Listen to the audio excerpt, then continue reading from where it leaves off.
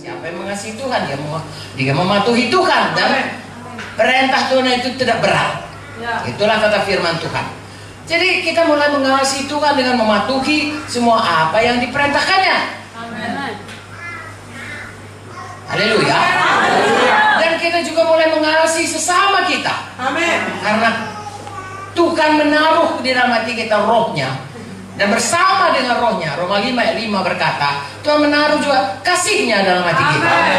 Jadi sesudah kita lahir baru, kita mampu mampu berubah, sehingga hidup kita ini hari makin hari bekerja Tuhan dalam kita.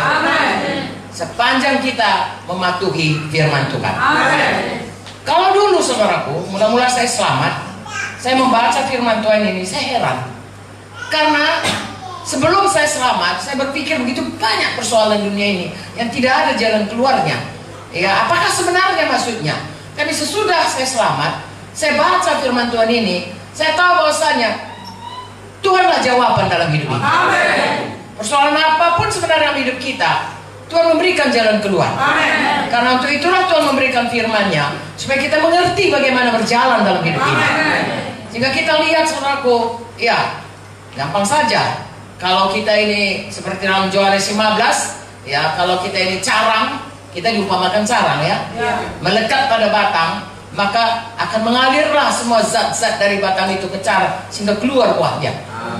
Itulah hidup kita. Kita melekat kepada Tuhan, kita patuh kepada Tuhan, kita percaya kepada Tuhan, kita mau menjadi pelaku firman, kita nggak mau lagi saudara hidup dalam manusia lama. Maka akan kita lihat zat-zat atau roh Tuhan, atau kehidupan Tuhan, atau kodrat Tuhan itu mulai keluar dalam hidup kita.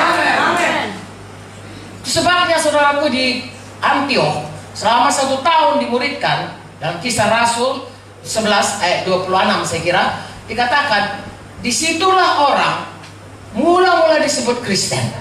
Sudah 1 tahun diajari, orang-orang berkata, Antioch itu bukan kota Yerusalem, bukan kota orang Yahudi. Saudaraku sudah mulai keluar ya dari Yahudi. Orang-orang berkata, inilah dia, orang-orang yang seperti Kristus, orang-orang yang seperti Yesus, namanya Kristen. Jadi saya dan saudara, kalau menyandang nama Kristen, haruslah kita memancarkan keluar kehidupan Tuhan Yesus. Haleluya. Jadi kita melihat, saya dan saudara, kalau kita bersungguh-sungguh hati mau sampai pada rencana Tuhan dalam hidup kita, harus melihat sendiri hidup kita itu tiap hari berubah. Amin. Paling tidak ya, karena kita punya schedule, tiap orang kita baca schedule, maka tiap hari kita berubah. Amin. Tiap minggu kita kebaktian, tiap minggu kita berubah. Amin. Tiap KKS kita diajari, tiap hari KKS kita berubah. Amin. Jadi kita akan melihat hidup kita itu yang tadinya saudaraku sangat-sangat duniawi berubah menjadi rohani. Amin. Sangat-sangat egois mulai mengasihi orang lain. Amin. Yang sangat mengandalkan diri sendiri mulai bergantung kepada Tuhan. Amin. Begitulah hidup kita itu, sehingga kita bisa menjadi garam, bisa menjadi terang dalam dunia ini. Haleluya. Karena Tuhan saudaraku sekarang sudah di sorga. Kalau kita berkata kepada orang baca Alkitab, dia tidak bisa baca Alkitab, tidak mau baca Alkitab, dan sulit ya. Kalau kita katakan kau mau kenal Tuhan, baca kaulah ini, sulit.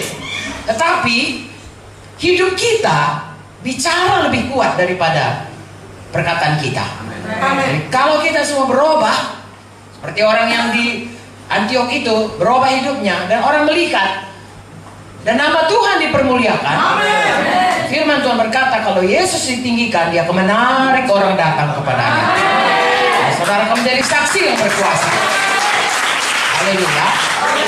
Nah, itulah yang pertama. Tentunya ini dipelajari. Ini saya ngomong ini kira-kira 15 menit begitu ya. Tapi prakteknya seumur hidup, saudara.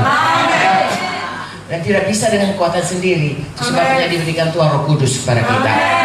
Ya, Roh Kudus memampukan kita untuk mematikan semua. Roma 8 ayat 13 berkata, ya, dengan Roh itu kita mematikan semua kehendak daging kita, ya, sehingga kita bisa dipimpin oleh Roh Kudus dan mengeluarkan buah Roh Kudus. Ya, saya dan saudara tiap-tiap hari Lukas 9:23 berkata harus menyangkal diri, Amen. mengangkat salib, Amen. mengikut Yesus setiap minggu. Amin. Oh, saudara masih bangun. Setiap hari. Amin. Ya. Jadi itu saudaraku bukan pekerjaan mudah. Pertama karena kita punya kehendak daging. Ya kan lebih enak jadi orang duniawi daripada kepada daging ini. Jadi orang rohani. Ya misalnya lah kalau orang mengatakan yang jahat mengenai kita, kepingin sekali kita membalasnya.